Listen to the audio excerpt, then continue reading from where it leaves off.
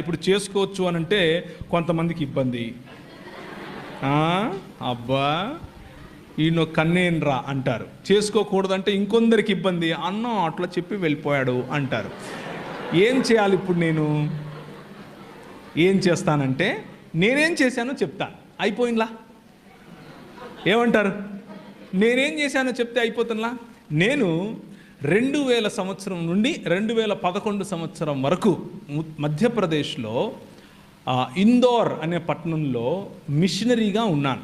మిషనరీగా ఉండి పరిచర్య చేశాను. పరిచర్య చేసే సమయంలో నేను మా పాస్టర్ గారితో కలిసి పనిచేశాను. మా పాస్టర్ గారు చాలా భక్తిపరుడు, చాలా దేవుని రాజ్యం కోసం చాలా కష్టపడతాడు. నేను ఆయనతో కలిసి పనిచేస్తూ ఉంటే వాళ్ళ అమ్మాయి నన్ను పెళ్లి చేసుకో అని నన్ను అడిగింది. నేను మా పాస్టర్ గారికి చెప్పాను.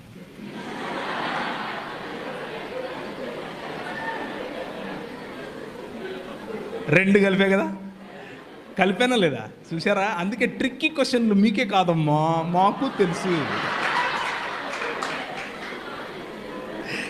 నేను మా పాస్టర్ గారికి చెప్పాను, అయ్యా మరి ఆమె నన్ను పెళ్లి చేసుకోమని అడుగుతా ఉంది, మీరు ఓకే అంటే సమయం తీసుకుని మా ఇద్దరికి కౌన్సిలింగ్ ఇవ్వండి, మేము పెళ్లి చేసుకుంటాం. లేకపోతే రేపటి నుంచి మళ్ళా దాన్ని ఏమంటారు, ఎవరికి వారే యమునా తీరే అని చెప్పాను. చెబితే ఆయన 2 రోజులు టైం తీసుకుని ప్రార్థన చేసి మా అమ్మతో మాట్లాడి, మా అమ్మ ఆయన ఒక మాట అనుకుని, సరే నో ప్రాబ్లం, ఆ అమ్మ ఇది చదువు అయిపోయి ఆ తర్వాత చేసుకుందులే అన్నారు. ఒక 2 సంవత్సరాలు గ్యాప్ తీసుకుని ఇద్దరం ఒకరినొకరు అర్థం చేసుకుని వాళ్ళ ముందే, మా తల్లిదండ్రుల ముందు, అంటే మా భార్య తల్లిదండ్రుల ముందు అర్థం చేసుకుని, తర్వాత ఆమె చదువు అయిపోయిన తర్వాత చక్కగా అందరి ముందు మా పెళ్లిలో ఒక 6000 మంది వస్తే ఆ 6000 మంది ముందు పెళ్లి చేసుకుని ఆ తర్వాత భార్యాభర్తలుగా చలామణి అయ్యాం. ముందు భార్యాభర్తలు అయిపోయి తర్వాత పెళ్ళిళ్ళు చేసుకోకండి అని చెప్తున్నాను. అది తప్పు. ముందు ప్రొక్లమేషన్, ఆ తర్వాత కాన్సమేషన్. అంటే మొదట ప్రకటించాలి, ఆ తరువాత ఒకటవ్వాలి.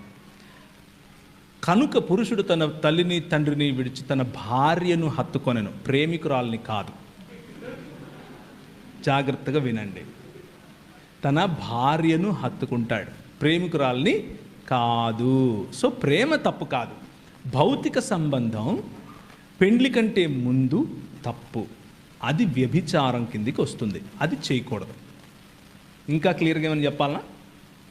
I hope I made it very clear. So ప్రేమ తప్పు కాదు, ప్రేమించటం తప్పు కాదు. కానీ సాంస్కృతికంగా మీకున్నటువంటి అడ్డుగోడలను ఎదిరించి నా ఇష్టం నువ్వెవరు అనేటటువంటి చేయకండి.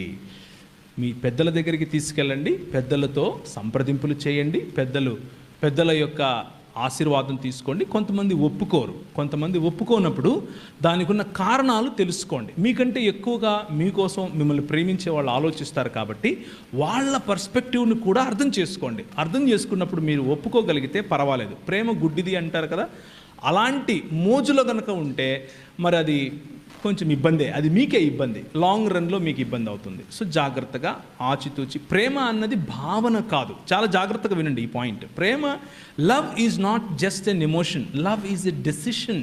ప్రేమ అన్నది ఒక నిర్ణయం, జీవితాంతము ఉండేటటువంటి నిర్ణయం, ఎటువంటి పరిస్థితుల్లో కూడా పోకుండా ఉండేటటువంటి నిర్ణయం. ఆ నిర్ణయం తీసుకోవటానికి మీరు త్వరపడాలి, అంతేకాని భావోద్వేగాలకు లోనయ్యి ఏది చేయకూడదు. అలా చేయటం వల్ల మీకు, మీ కుటుంబానికి, మీ సంఘానికి కూడా తలవంపులు, అది మంచిది కాదు. ఇకపోతే ఆఖరి మాట, ప్రేమ వివాహాలలో, ప్రేమ వివాహాలు అన్నవి ప్రేమ వివాహాలైనా లేకపోతే తల్లిదండ్రులు కుదిర్చి చేసే వివాహాలైనా ఏవైనా సరే కులము అన్నటువంటి ప్లాట్ఫామ్ మీద చేసుకోకూడదు. లాస్ట్ టైం వచ్చినప్పుడు కూడా మిమ్మల్ని ఇట్లనే ప్రేరేపించిపోయినా, ఇప్పుడు కూడా ప్రేరేపిస్తున్నా, కులానికి వ్యతిరేకంగా నిలబడండి. TV9 వాడు నీకంటే బెటర్ క్రైస్తవుడు. ఒకవేళ మీరు కులాన్ని పాటిస్తూ ఉంటే వాడేమంటాడంటే, కులము అడిగేవాడు అడ్డగాడిదా అని వేస్తాడు, టీవీలో వేస్తాడా? ఇడా కనీసం వాడుకున్న బుద్ధి కూడా మీకు లేదంటే ఇక మీ కర్మ, దానికి నేనేం చేయలేను. మళ్ళీ మీరు నేను పరలోకం పోవాలా అంటే దానికి కులం ఎత్తుకున్నవాడు పరలోకం కాదు కదా, ఏ లోకానికి పోడు. ఈ లోకంలోనూ వాడు బతకలేడు సరిగ్గా. ఎందుకంటే ఆ కులం పూసుకున్నాడు, ఆ కంపు వాడికి వస్తూ ఉంటుంది, అయినా వాడు దాన్ని సొగసు అనుకుంటాడు. కులము అడగద్దు, కులము చెప్పొద్దు, కులంలో బతకద్దు, కులంలో పెళ్ళిళ్ళు చేసుకోవద్దు. కులము అన్నది కొట్టేసి మిగిలిన అన్ని ప్రాతిపదికలు చూడండి.